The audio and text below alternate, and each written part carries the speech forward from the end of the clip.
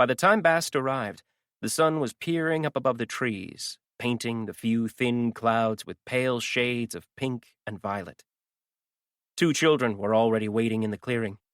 They kept a respectful distance from the top of the hill, playing on the huge gray stone that lay half-fallen at the bottom, climbing up the side, then jumping down to land laughing in the tall grass. Knowing they were watching, Bast took his time climbing the tiny hill.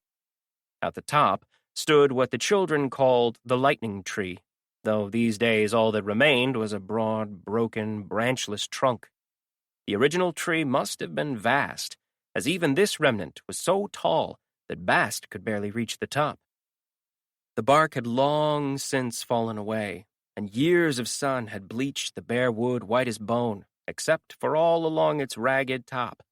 There, even after all these years, the wood was a deep and jagged black.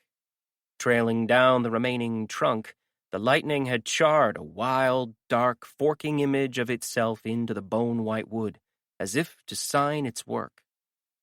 Bast reached out with his left hand, touching the smooth trunk with his fingertips as he slowly walked a circle around the tree.